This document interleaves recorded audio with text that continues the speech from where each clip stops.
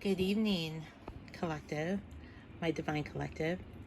It is New Year's Eve, at least on the calendar.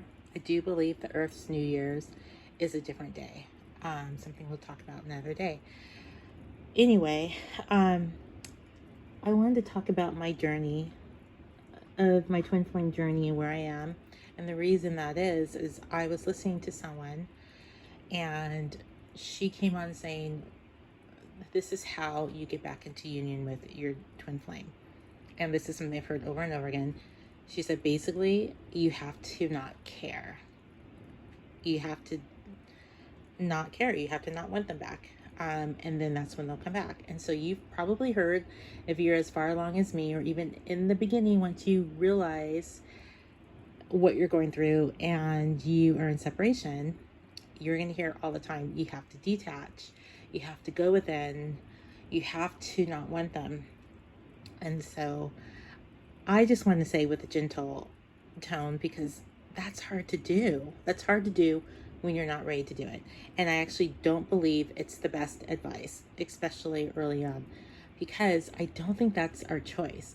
I think God put us on this journey for a reason. And the way he gets our attention, honestly, is through heartbreak. And so this is a repetitive heartbreak until we have ascended and grown in our spiritual journey, and to the point where we don't need the heartbreak. We don't need our divine masculine to separate from us to keep growing.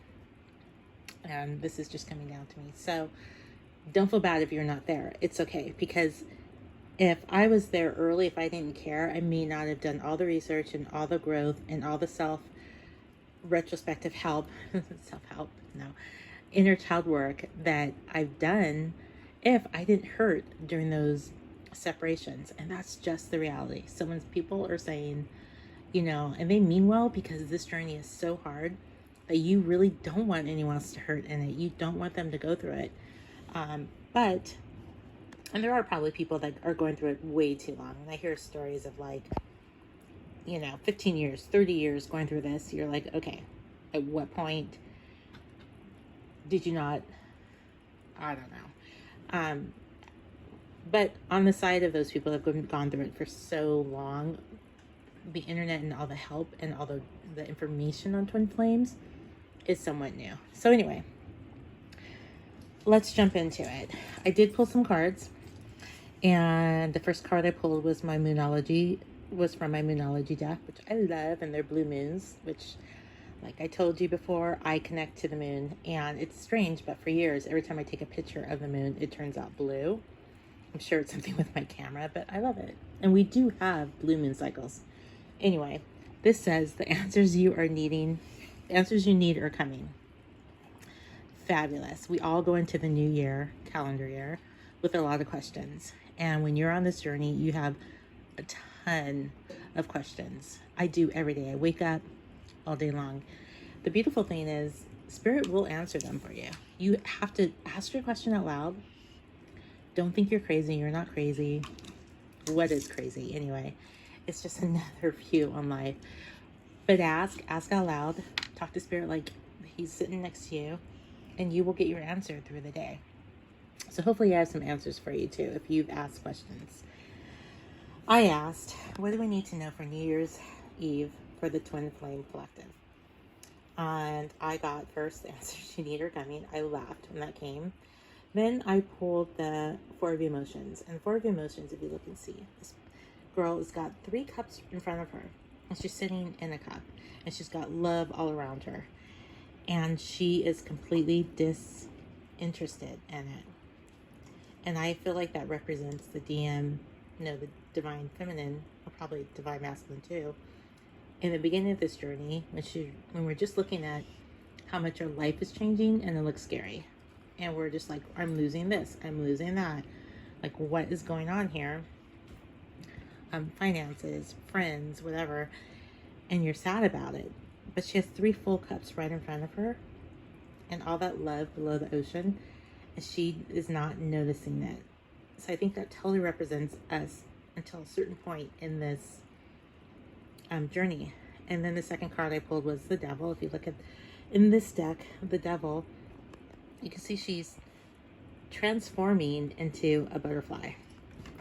And she's got like a connection, strings to the highest, to, you know, gosh, what am I trying to say? You know, the source. So it's not a bad card. It's a transformation card, I believe. In this reading, it's about your transformation. And right down here, we know we're talking about twin flames because the Lover card came out, or high level soulmates. And then we have the Wheel of Fortune. And again, I've talked about the Wheel of Fortune. We see with this deck, you see like through all the transitions, she is chill. Like, I got this, you know? And that's probably not how you feel in the beginning of this journey. But if you are at the point where I'm at, where I'm like, okay without him, I'm okay in it and I'm okay without, I'm okay in separation, because I know that separations are good for me and for him. And that's something like in the pattern that you'll start noticing, is that it's amazing when you're together. It feels so perfect. It feels so great, and you hope it's gonna last. But then separation comes, and we can talk about why that happens later. And it hurts, but at a certain point, you're like, okay, well, this means I'm growing again. This means, and it does. You'll notice if you write it down, if you calendar it and journal it, you'll notice every time you separate it, you learn something new. Spirit got your attention.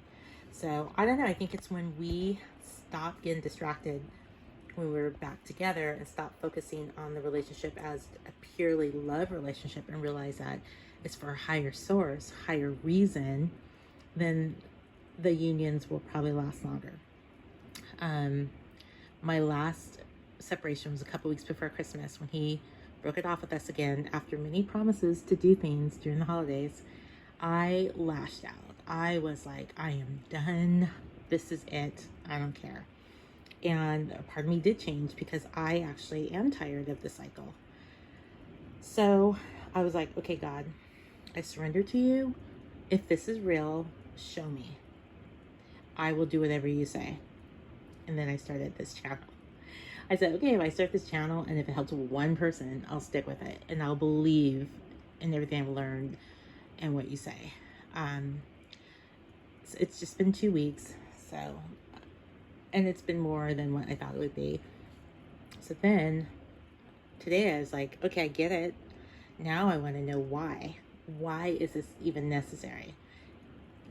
And I don't have that answer yet, but I know it'll be with me within the next couple days, because the card just said right there, the answer you need, the answers you need are coming. So I know my answers are coming. Back to the reading, we have the Justice card and the Magician. So the Justice card is saying that we are getting justice. That what I'm downloading right now is, with the Magician, our manifesting, our work, we are going to be rewarded. Spirit sees us, God sees us, Source sees us. It will be rewarded. So I think that's a good place to end the reading. Happy New Year's to you, and I will see you in the new year. Like and subscribe if you like this.